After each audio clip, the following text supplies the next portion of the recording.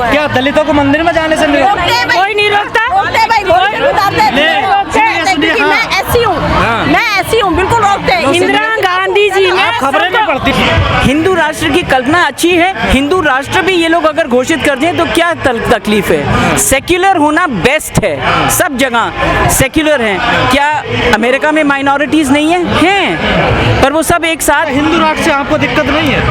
मुझे पर्सनली कोई दिक्कत नहीं है। क्यों दिक्कत नहीं है? इसलिए कि मेजॉरिटी अगर मेरे देश में हिंदूज हैं और हम सब एक साथ कहते हैं कि हम एक हिंदू राष्ट्र को बिलोंग करते हैं। मैं ना आरएसएस की समर्थक हूँ, ना मैं वीएचपी की समर्थक हूँ, ना मैं किसी भी ऑर्गेनाइजेशन की समर्थक हूँ जो कहते हैं हिंदू राष्ट्र इसलिए चाहिए कि क्रिश्चियंस को दबाओ, मुस्लिम्स को दबाओ, बुद्धिस्ट को दबाओ, जैन्स को नहीं।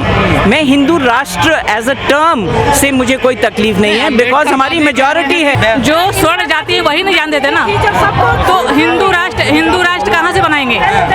सबको लेके चलो तो हिंदू हुआ। दलित हिंदू है बिल्कुल, तो मंदिर में क्यों रोका जाता है? तो यही तो क्लियर करना है।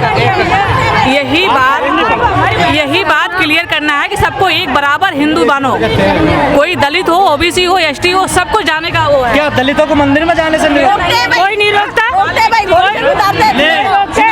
मैं ऐसी हूँ, मैं ऐसी हूँ, बिल्कुल रोकते हैं। इंदिरा गांधी जी ने खबरें नहीं पढ़ती क्या? भैया पढ़ते हैं, लेकिन अब मोदी जी ने रूल निकाला होगा, अब हिंदू हिंदू करके नहीं। लेकिन इंदिरा गांधी जी ने जो नियम निकाले थे नहीं है। हम इसलिए चाहते कि राहुल जी आए ताकि हम लोगों को भी इज्जत मिले। हम ये चाहते कि राहुल जी आए।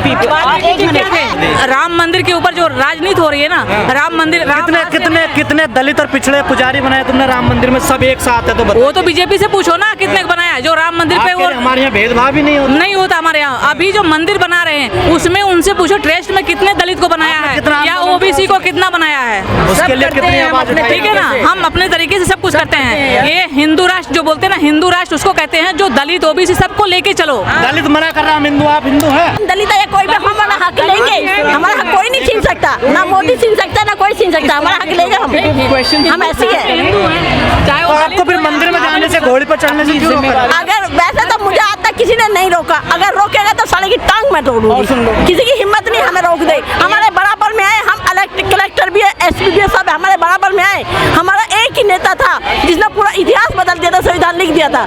जिस दिन हम सब आएंगे, अम्बेडकर, अगर जिस दिन हम सब आएंगे उस दिन सबकी छुट्टी कर देंगे हम।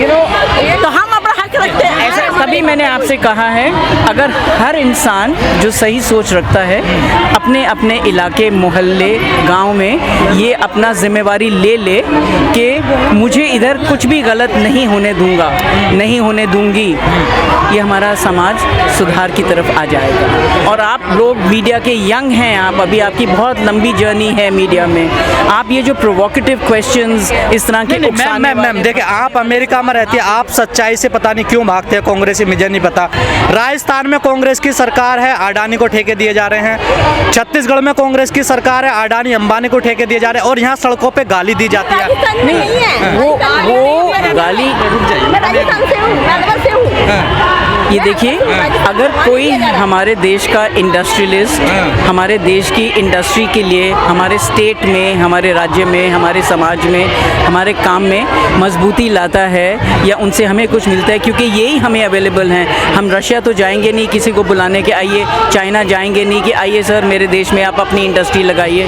सो जो मिलता है उसको ये लोग लेते हैं। बाद में जब इनको पता चलता है कि ये इस भेस में आए थे कि हम यहाँ पे फूड प्रोसेसिंग इंडस्ट्री लगाएंगे, लेकिन हमारी ज़मीनें ही सारी हथियाई गई। कोई आज आपके किसान मुद्दे पे बोल ही नहीं रहा है।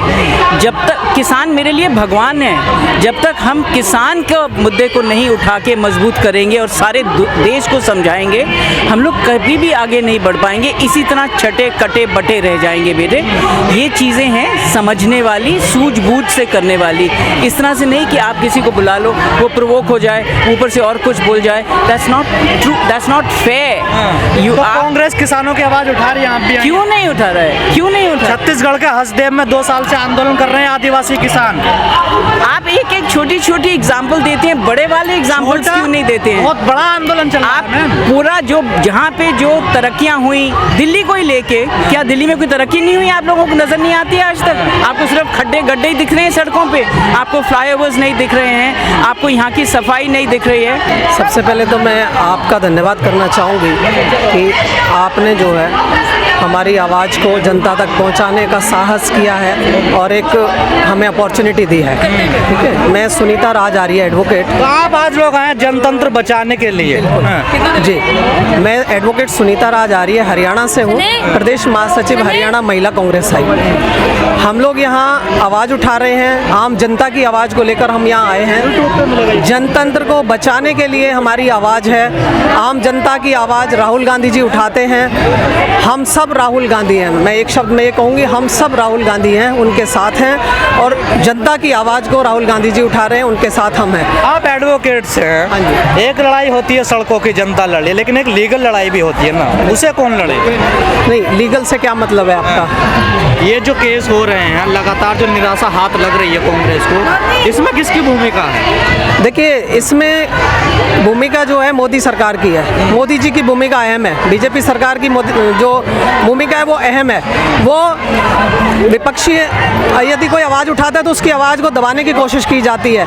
आम जनता की, गरीब की, बेरोजगार की, मतलब एक लाचार इंसान की आवाज़ उठाता है, महिलाओं की आवाज़ उठाता है तो उसको वो दबाने की कोशिश की जाती है। कानून का मिसयूज किया जा रहा है। जो हमारी एजेंसीज़ हैं, ईडी हैं, इनकम टैक्स है, इन चीज़ों का, सीबीआई है, इन सब एजेंसीज़ का मिसयूज किया जा रहा है। उसका इस्तेमाल आम जनता की, विरोधियों की, अपोजिशन की आवाज़ दबाने के लिए किया जा रहा है। सच्चाई ये है, कानून को गलत तरीके से इंटरप्रेट किया जा रहा है। जबकि वो कुछ भी बोलते हैं, कुछ भी कहते हैं तो उनके खिलाफ कोई कार्रवाई नहीं होती। उनके लोग कुछ भी बोलते हैं, वो कितना भी गलत बोल जाए, उसके खिलाफ कोई कार्रवाई नहीं होती। आपको नहीं लगता वकील साहिबा कि एडवोकेट्स जो है कांग्रेस के, जो लीगल टीम है, उसको भी एक बार विचार करना चाहिए, उसकी भी एक समीक्षा होनी चाहिए? नहीं करते हैं, समीक्षा क्यों नहीं करते? कर रहे हैं, लेकिन हमारी आवाज़ को दबा दिया जा रहा है क्योंकि सरकार उनकी है, सब कुछ उनके हाथ में है। कोई थोड़ा भी ज़्यादा कुछ बोलता है, इनकी खिलाफत, इनके खिलाफ कुछ सही आवाज़ उठाता है, उसकी आवाज़ को दबा दिया जाता है। ईडी, सीबीआई और इनकम टैक्स, ये इनसे रेट डलवा दी जाती है। कितना आवाज़ उठाएंगे? मोदी जी इतने खराब है तो फिर जनता प्यार क्यों कर रही है? जनता कोई प्यार नहीं कर रही, जनता परेशान हो चुकी है। आप ये देखिए, आज के समय में जनता बोल के भी खुश नहीं है, जनता मूक है। जनता उनको इलेक्शन में जवाब देगी। 2024 में जनता की आवाज़ आप सुन लेना, आज डायरी में नोट कर लो। जनता बोलने से डरती है, कोई भी आदमी बोलता है तो उसकी दुनिया भर की उसके पीछे एजेंसीज को लगा दिया जाता है। वो डरती है जनता। लोग कहते हैं सब कांग्रेस ने सिखाया बीजेपी को। ऐसा कुछ नहीं है, कांग्रेस कैसे सिखाएगी? वो तो सीखे सिखाए हैं, वो तो सीखे सिखाए हैं। कांग्रेस ने आज तक जो बोला वो किया। जनता 70 साल से कांग्रेस ऐसे राज नहीं कर रही थी। अगर इनके जैसी होती ना तो 70 साल राज नहीं करती। फिर मोदी जी का डंका क्यों बज रहा पूरी दुनिया में? मोदी जी का डंका बजा झूठे जुमले, झूठे वादों की वजह से। अब जनता समझ चुकी है, अब जान चुकी है जनता के ये झूठे हैं, सारा कुछ झूठा है। आज अगर मोदी जी बहुत बढ़िया हैं, बीजेपी सरकार बहुत बढ़िया है, तो वो मुद्दों को लेकर आए ना। अरे हिंदुओं को मजबूत किया जा रहा है देश में, देखिए भाई साहब, ये तो एक उनका कार्ड है, वोट लेने का एक तरीका है। लोगों को, हिंदुओं को मुसलमानों से डरा देते हैं, मुसलमानों को हिंदुओं से डरा देते हैं। सच्चाई कुछ और है।